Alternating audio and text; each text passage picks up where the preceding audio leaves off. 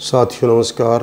मैं हूं अनिल कुमार श्रीवास्तव और आपके सामने प्रस्तुत हूं लेकर के कुछ MCQs या मल्टीपल चॉइस क्वेश्चंस जो कि आने वाली परीक्षाओं के लिए बहुत उपयोगी होंगे। पहला प्रश्न है, G20 का 17वां सम्मेलन कहाँ हुआ था? आपका विकल्प है बाली, नई दिल्ली, पेरिस और बर्लिन। प्रश्न एक बार फिर सुन लीजिए। प्रश्न है, G20 का 17वां सम्मेलन कहाँ हुआ था? विकल्प हैं बाली, नई दिल्ली, पेरिस या बर्लिन। आपको क्या उत्तर सही लग रहा है? क्या दिल्ली हो सकता है? नहीं, इसका उत्तर बाली होगा। भारत में जो अभी नई दिल्ली का शिखर सम्मेलन हुआ था वो 18वां शिखर सम्मेलन है और अगला शिखर सम्मेलन जो कि 19वां होगा वो ब्राज़ील की राजधानी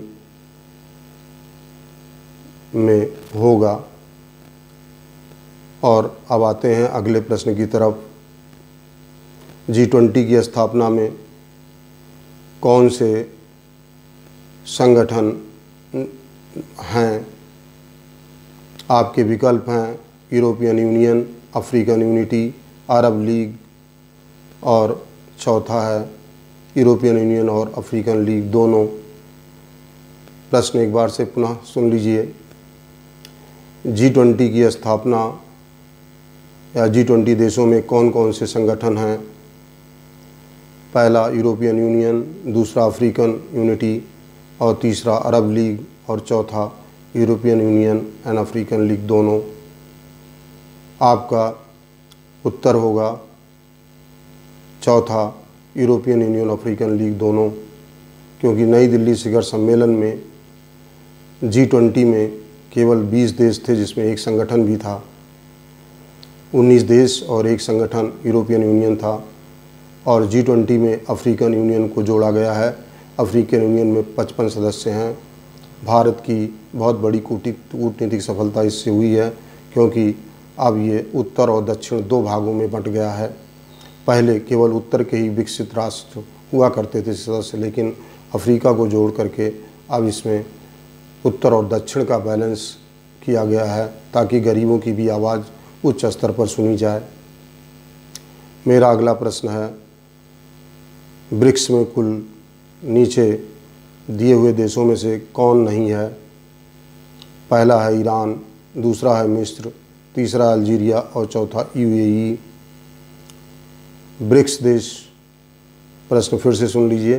ब्रिक्स में कुल कितने देश हैं और नीचे में से जो विकल्प दिया गया उसमें से कौन सा देश ब्रिक्स में शामिल नहीं है? आपके विकल्प हैं ईरान, मिस्र, अल्जीरिया और UAE। फिर से विकल्प सुने, ईरान, मिस्र, अल्जीरिया और UAE। कौन सा देश इसमें ब्रिक्स में शामिल नहीं है? उत्तर है अल्जीरिया। ब्रिक्स में पहले कुल 6 देश थे और अभी 5 देश उसमें नए जुड़ गए हैं, जिसमें इथोपिया, मिस्र, UAE। 6 देश नए चुने गए हैं। कुल 11 देश अब हो गए हैं। पहला जो नए सदस्य जुड़े हैं वो है मिस्र और इथोपिया अफ्रीका महाद्वीप से, और एशिया महाद्वीप से ईरान, UAE और सऊदी अरबिया, और दक्षिण अफ्रीका महाद्वीप से अर्जेंटीना। इस प्रकार से 6 देश जोड़ करके कुल मिलाकर के अब 11 देश हो गए हैं। हरित क्रांति के पिता कौन थे? Norman Borlaug, MS Swaminathan, Mackenzie या इनमें से कोई नहीं। अगर कोई भी प्रश्न का उत्तर देना है तो आपको उसको पहले ऑब्जेक्टिव टाइप प्रश्न को अच्छी तरह पढ़ना पड़ेगा।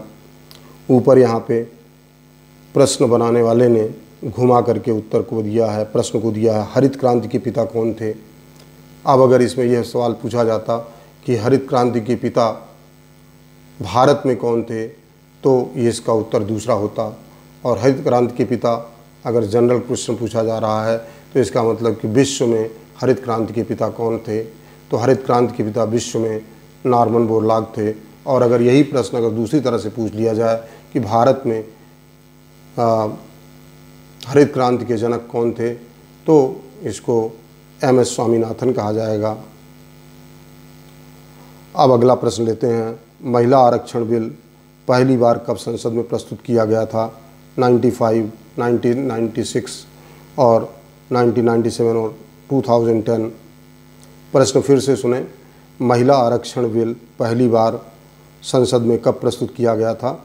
वर्ष 1995, दूसरा ऑप्शन है 1996, 1997 और 2010। इस प्रश्न को जानने के पहले आपको ये जान लेना चाहिए कि पहली बार संसद में ये बिल 1996 में JDU के द्वारा सपोर्टेड सरकार, देवगौड़ा जब प्रधानमंत्री थे तो उसमें प्रस्तुत किया गया था। दूसरी बार मनमोहन सरकार में 2010 में प्रस्तुत किया गया था और अंतिम बार इस बार प्रस्तुत किया गया, जो कि बिल कानून का रूप धारण कर चुका, उस पर राष्ट्रपति के हस्ताक्षर हो चुके हैं। अगला प्रश्न है। संसद के विधानसभा सम्मेलन में, संसद में और राज्य की विधानसभाओं में आरक्षण, महिला आरक्षण किस अनुच्छेद में है? अभी फिर से प्रश्न सुने। महिला आरक्षण बिल अभी पास हुआ है और वो अब अधिनियम बन गया है राष्ट्रपति की हस्ताक्षर के बाद। आपको ये प्रश्न आपके समक्ष ये प्रश्न रखा गया है कि संसद और राज्य की विधानसभाओं में आरक्षण किस ST का आरक्षण किस अनुच्छेद में, अनुसूचित जनजाति का आरक्षण किस अनुच्छेद में है? अब इस प्रश्न को थोड़ा सा घुमा दिया गया है। अगर इसमें पूछा जाता कि आरक्षण किस आर्टिकल में है तो उत्तर होता 330, लेकिन विकल्प देखिए, उत्तर है 330(1)(a), 330(1)(b) और 330(1)(c) और 334। ये 4 विकल्प दिए गए हैं। फिर से प्रश्न सुने कि संसद और राज्य की विधानसभाओं में आरक्षण, महिला आरक्षण किस अनुच्छेद के अंतर्गत होता है? 330(1)(a), 301(b) और 334 और इनमें से कोई नहीं। उत्तर है कि ST का जो आरक्षण है, इसमें जो पूछा गया है वो 330(1)(a) में दिया गया है और 301(b) में आरक्षण SC को दिया गया है और 301(c) में आसाम के स्वशासित राज्य ऑटोनॉमस स्टेट को दिया गया आरक्षण। मेरा अगला प्रश्न है। संविधान के किस अनुच्छेद में बिल को सामान्य बिल की तरह माना गया है? मनी बिल को या बिल को सामान्य बिल की तरह माना गया है। उसमें वित्त बिल की भी कुछ गुण उसमें मिले हुए हैं। आपके विकल्प हैं अनुच्छेद 111, अनुच्छेद 117(1), अनुच्छेद 117(2), अनुच्छेद 117(3). आपका प्रश्न है कि संविधान के किस अनुच्छेद में मनी बिल को सामान्य बिल की तरह माना गया है या फाइनेंस बिल को सामान्य बिल की तरह माना गया है? आपके विकल्प हैं अनुच्छेद 111, अनुच्छेद 117(1), अनुच्छेद 117(2), अनुच्छेद 117(3). उत्तर है कि फाइनेंस बिल में एक ऐसा बिल है जो बिल्कुल मनी बिल की तरह होता है, वो 117(1) में उसका वर्णन किया गया है, और जो दूसरा बिल है वो 117(3) में वर्णन किया गया है। ये बिल्कुल ऑर्डिनरी बिल की तरह होता है और इसमें ज्वाइंट सीटिंग भी होती है। अगला प्रश्न है कि गेटवे टू द ईस्ट किस शहर को कहा जाता है? मेराह, बराक घाटी, इम्फाल या इनमें से कोई नहीं। उत्तर है बराह। मेराह जो है वो मणिपुर में है और यहाँ पर अफीम की तस्करी इसी माध्यम से होती है।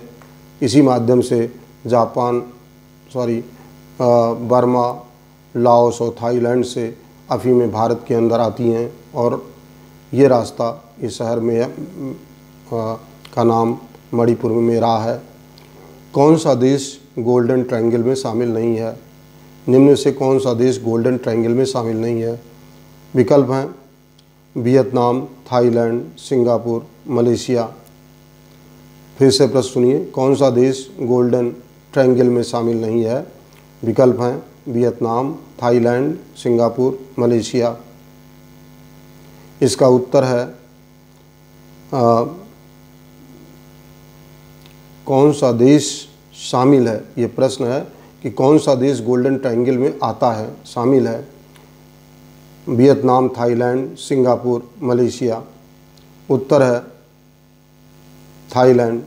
थाईलैंड एक ऐसा देश है जो गोल्डन ट्रायंगल में आता है, जहां अफीम की सबसे ज़्यादा पैदावार होती है।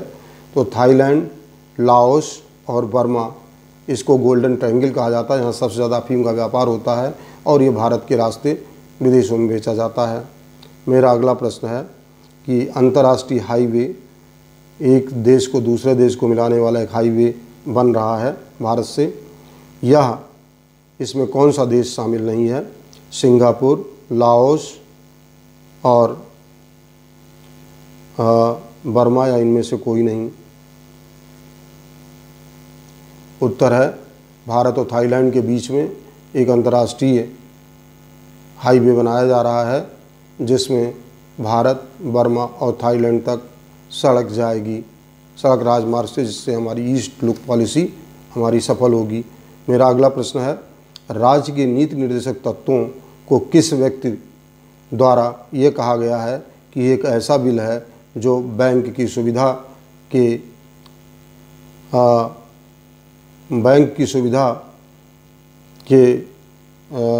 अनुसार देय है, होगा? ये ऐसा बिल है या ऐसा चेक है जो बैंक जब चाहेगा तब वो उसका भुगतान देगा। राज्य के नीति निर्देशक तत्वों को किस व्यक्ति द्वारा ये कहा गया है कि एक ऐसा बिल है जो बैंक की सुविधा के अनुसार भुगतान होगा? आपके विकल्प हैं जे.एल. नेहरू और बी.एन. राव, इसके अलावा डॉक्टर अंबेडकर और के.टी. शाह।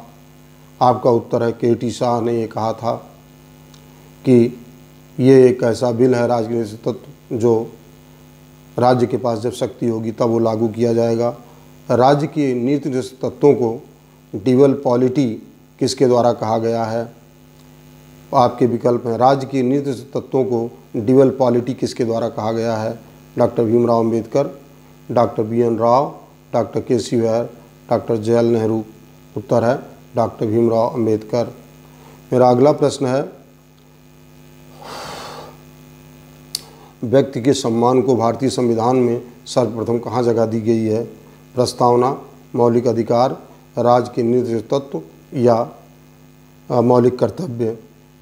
भारतीय नागरिकों के सम्मान को संविधान में सबसे पहले कहाँ जगह दी गई है? प्रस्तावना, मौलिक कर्तव्य, मौलिक अधिकार, राज्य के निर्देशक तत्व? उत्तर है भारत के संविधान की प्रस्तावना में सबसे पहले लोगों की स्वतंत्रता के बारे में कहा गया है। मेरा अगला प्रश्न है, कूनो नेशनल पार्क मध्य प्रदेश के किस जिले में है? विकल्प हैं शाहगढ़, श्योर और शाहगढ़, श्योर, सागर, या इनमें से कोई नहीं? उत्तर है sure. पूनागढ़ national park Madhya Pradesh में है, जहाँ पे अभी टाइगर्स को लाया गया था, जहाँ काफ़ी टाइगर्स की मृत्यु भी हुई है। इस पर एक प्रश्न आना आवश्यक है। और ये कहाँ पर स्थित है? ये जो है मध्य प्रदेश के श्योर जिले में स्थित है। मेरा अगला प्रश्न है, भास्कराचार्य प्रथम किस शताब्दी में पैदा हुए थे? 6वीं शताब्दी, 7वीं शताब्दी, 8वीं शताब्दी और 12वीं शताब्दी? भास्कराचार्य प्रथम किस शताब्दी में पैदा हुए थे? 6वीं शताब्दी, 7वीं शताब्दी और 8वीं शताब्दी और 12वीं शताब्दी? उत्तर है 7वीं शताब्दी में। भास्कराचार्य प्रथम शताब्दी 7वीं शताब्दी में पैदा हुए थे और भास्कराचार्य द्वितीय 12वीं शताब्दी में पैदा हुए थे। ये उत्तर आपको इसमें ध्यान रखना होगा। सही उत्तर है 7वीं शताब्दी। मेरा अगला प्रश्न है, अजंता में मूर्तियाँ किस किस धर्म से संबंधित नहीं हैं? जैन, बौद्ध, हिंदू या सभी? उत्तर है, आपको ये बताना है कि अजंता की में जो मूर्तियाँ पाई गई हैं 34 मूर्तियाँ, उसमें से किस किस धर्म की मूर्तियाँ उसमें नहीं हैं? जैन धर्म, बौद्ध धर्म, हिंदू धर्म या सभी?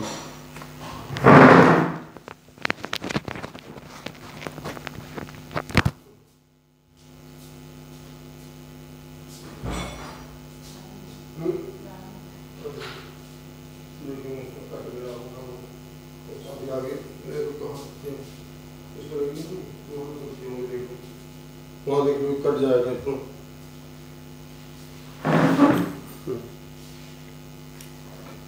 मेरा अगला प्रश्न है, अजंता की मूर्तियों में किस धर्म की मूर्तियाँ नहीं हैं? जैन धर्म, बौद्ध धर्म, हिंदू धर्म, सभी? उत्तर है, अजंता में पाई जाने वाली मूर्तियाँ केवल बौद्ध और हिंदू धर्म की हैं, वहाँ पर जैन धर्म की मूर्ति नहीं है। मेरा अगला प्रश्न है, लक्ष्मण टेम्पल कहाँ है? और उसके विकल्प हैं उत्तर प्रदेश, मध्य प्रदेश, छत्तीसगढ़ और बिहार। प्रश्न फिर से सुन लीजिए। प्रश्न है कि लक्ष्मण टेम्पल कहाँ है? उत्तर प्रदेश, मध्य प्रदेश, छत्तीसगढ़, बिहार।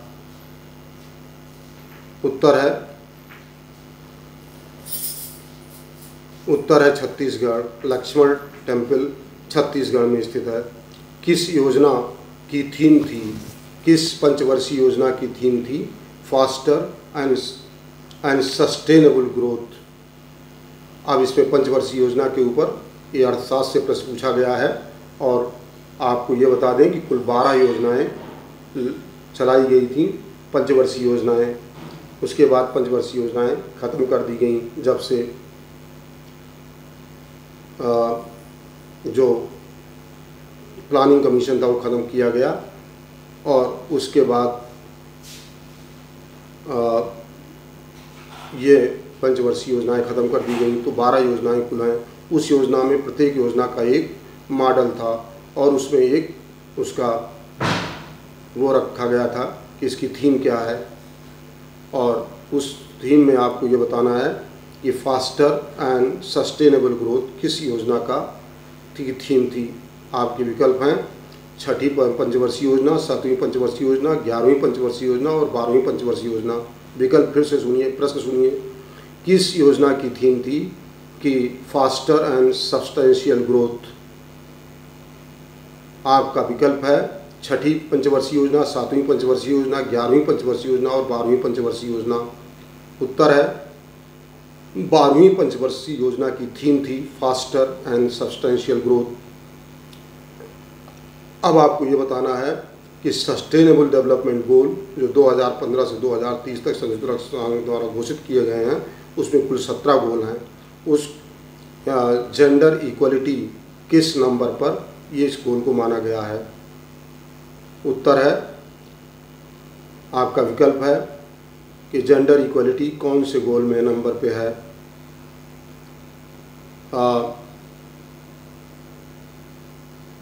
जेंडर इक्वलिटी किस नंबर पर है? 1 नंबर, 2 नंबर, 3 नंबर और 4 नंबर। उत्तर है SDG गोल 5 जो है जेंडर इक्वलिटी, वो 5 नंबर का गोल है। 7 पगोड़ा मंदिर किस शासनकाल में, किन राजाओं के कार्यकाल में बनते थे? 7 पगोड़ा मंदिर किस राजाओं के कार्यकाल में बनते थे? आपको बताना है। विकल्प है चोल, राष्ट्रकूट, पल्लव, पांड्य। 7 पगोड़ा मंदिर किस राजाओं के कार्यकाल में बनते थे? चोल, राष्ट्रकूट, पल्लव और पांड्य। उत्तर है पल्लव। लोकसभा में जो सीटें हैं उनकी संख्या हर बार जब जनगणना होती है तो बढ़ाई जाती है, लेकिन 1976 के बाद ये नहीं बढ़ाई गई है। आपका प्रश्न यह है कि सीट रीएडजस्टमेंट संविधान के किस अनुच्छेद में परिभाषित किया गया है? 82, 83 और 84, 85। उत्तर है आपका सीट एडजस्टमेंट संविधान के 83